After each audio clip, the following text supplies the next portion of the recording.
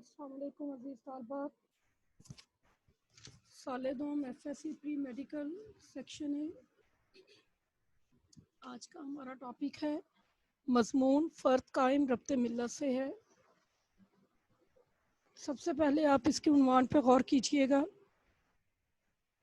فرد قائم ربط ملت سے ہے، یعنی ملت جب تک ربط قائم رہتا ہے تب تک فرد کی انفرادی حیثیت قائم رہتی ہے۔ ملت سے ٹوٹنے کے بعد فرد کچھ بھی نہیں رہتا، وہ زیرو جگہ پہ چلا جاتا ہے۔ اب آپ اس مضمون کی طرف آئیے گا، دیکھیں گے، اسے غور کیجئے گا کہ اس میں در حقیقت بیان کیا گیا ہے۔ اگر ہم غور کریں تو اتفاق اور اتحاد ہی ایسی چیزیں ہیں جن کی بنا پر کائنات چل رہی ہے۔ اب آپ بڑے بڑے پہاڑوں کو دیکھ لیجئے، وہ مٹی کے حقیر ذروں سے مل کر اتنے بڑے بڑے پہاڑ بنے ہیں۔ وسیع اور سمندروں کو دیکھ لیجئے، ننھے پانی کے قطروں سے مل کر وہ بڑے بڑے سمندر یا دریا بنے ہیں۔ اسی طریقے سے جب انسان مل جاتے ہیں تو اس کے بعد وہ ایک ایسی طاقتور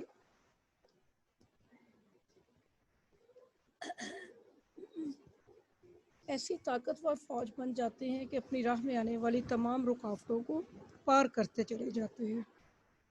انسان ہو یا حیوان، پانی کا معمولی سا قطرہ ہو یا ریت کا حقیر سا ذرہ، کائنات کی ہر چیز اتحاد اور اتفاق کی ہی گواہی دیتی ہے۔ آپ صحرا پہ غور کر لیجئے، صحرا در حقیقت ریت کے حقیر ذروں کا مجموعہ ہے۔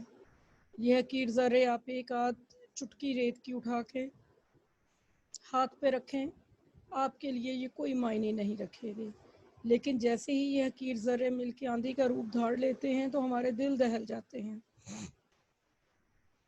بالکل ایسے ہی جو پہلے آپ کو مثال دی پانی کے قطرے کی، پانی کا قطرہ جو ہے ایک انتہائی معمولی شے ہے، لیکن جب یہی قطرے مل کے سیلاب بن جاتے ہیں تو راہ میں آنے والے تمام چیزوں کو خس و خاشاک کی طرح اپنے ساتھ بہاتے لیتے چلے جاتے ہیں۔ اسی طریقے سے شہد کی مکھی ہے، اکیلی ہوگی آپ اسے مار دیں گے، لیکن جب ساری مکھیاں مل جائیں گی تو آپ ڈر کے آگے آگے بھاگیں گے۔ یہ کیا ہے؟ یہ اتحاد اور اتفاق کا نتیجہ ہے۔ حقیر سے حقیر چیز جب مل جاتی ہے، جب متحد ہو جاتی ہے تو وہی ایک بہت بڑی طاقت بن جاتی ہے۔ اگر ہم اقبال کے یہاں اسی چیز کو دیکھیں تو اقبال نے یہی جو مصرع آدھا آپ کے سامنے مضمون کے عنوان کی شکل میں ہے، اسے پورا شعر ہے در حقیقت یہ اقبال کا۔ فرد قائم ربط ملت سے ہے، تنہا کچھ نہیں، موج ہے دریا میں اور بیرون دریا کچھ نہیں۔ اقبال نے اس بات میں پورا نچوڑ پیش کر دیا ہے کہ فرد اپنے ملت کے ساتھ ربط میں ہی سب کچھ ہے، تنہا وہ کچھ نہیں ہے۔ بالکل ویسے ہی جیسے دریا کی موج، دریا کے اندر تو موج ہے جو اپنے ساتھ آنے والی ہر چیز کو لے جائے گی، لیکن جب وہ باہر نکلتی ہے نا تو وہ ایک سیدھا سادہ پانی بن کے ہر طرف پھیل جاتی ہے، اس کی کوئی اہمیت نہیں رہتی۔ ہم اگر اپنے دین اسلام کی طرف دیکھیں،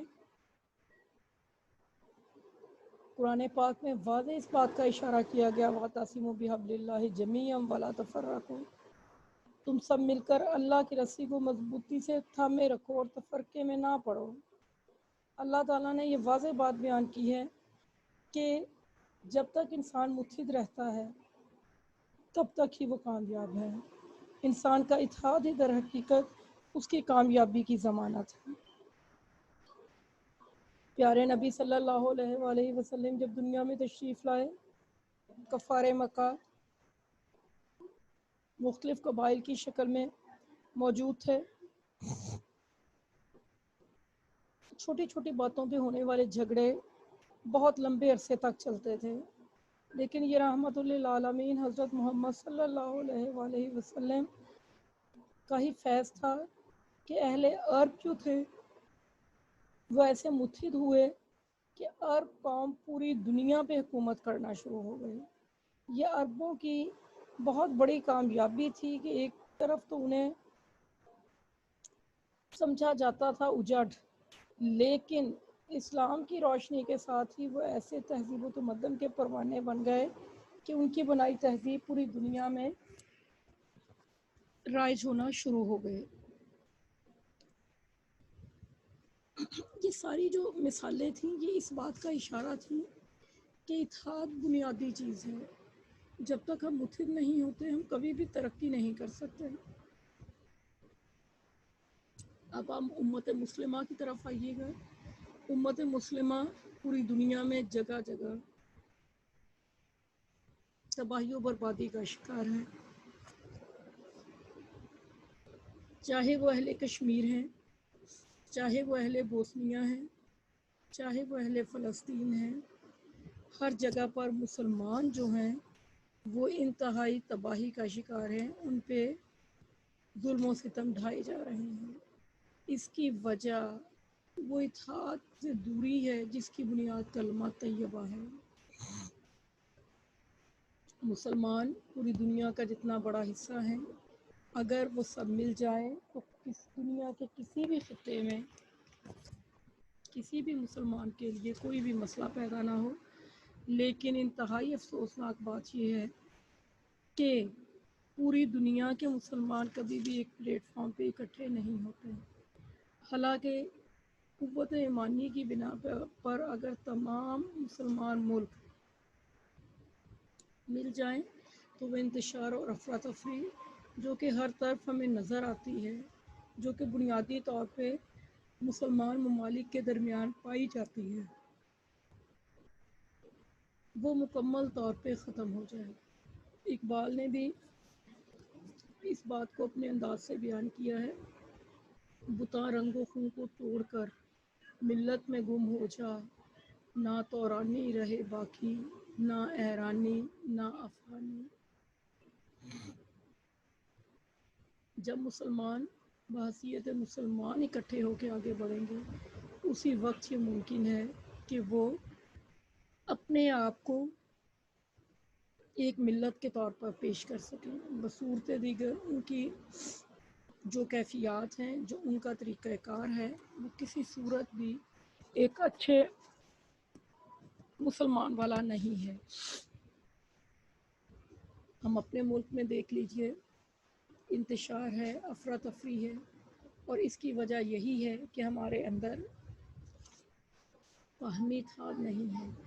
मजहबी मसला हो या सियासी, हम अपने अपने अकायद के तहत चलते हैं। हम कभी ये बात नहीं सोचते कि हमने मिल के आगे चलना है, हमने इज्तिमाई तौर पे अपने वतन के लिए काम करना है, हमने अपने मजहब के तमाम असूलों को फरामोश कर दिया, जिसका ये नतीजा निकला कि हमारे ऊपर मुख्तलिफ़ किस्म के वबाल हैं। अगर हम मजहब के बताए तरीक़ेकार को अपना लें तो सीसा फैलाई दीवार बन के हम खड़े हो सकते हैं और हमारे लिए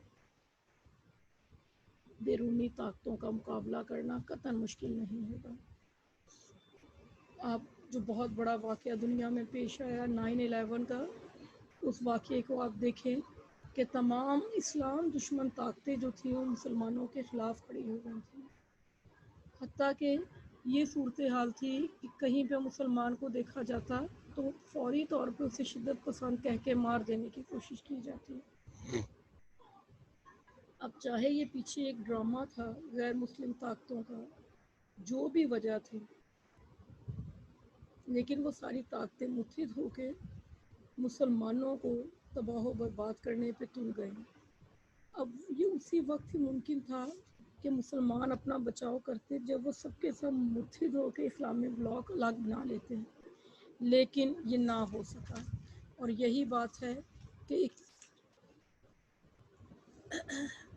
कि मुसलमान दिन ब दिन कमज़ोर होते चले जा रहे हैं और मुसलमान उसी वक्त बैरूनी साजिशों का मुकाबला कर सकते हैं जब वो मुत्तहिद हो गए, और मुत्तहिद वो उसी वक्त होंगे जब उनके दरमियान इस्लामी क़ुव्वत बढ़ेगी। मुसलमानों की कुव्वत में तभी इजाफ़ा होगा, उनका वक़ार बुलंद होगा और वो अमली तौर पर पूरी दुनिया में मुत्तहिद होकर एक कौम की शक्ल में सामने आएंगे। आप इस मज़मून में इस्लामी क़ुव्वत اسلامی مساوات، اسلامی اتحاد کے حوالے سے مختلف اشعار شامل کر سکتے ہیں، احادیث، حوالہ جات، آپ جو بھی چاہیں اس حوالے سے کوٹیشنز آپ اس میں شامل کر سکتے ہیں۔ اس مضمون کو آپ مکمل تیار کیجئے گا، انشاءاللہ پیر کو آپ سے یہ سنا جائے گا۔ اللہ حافظ۔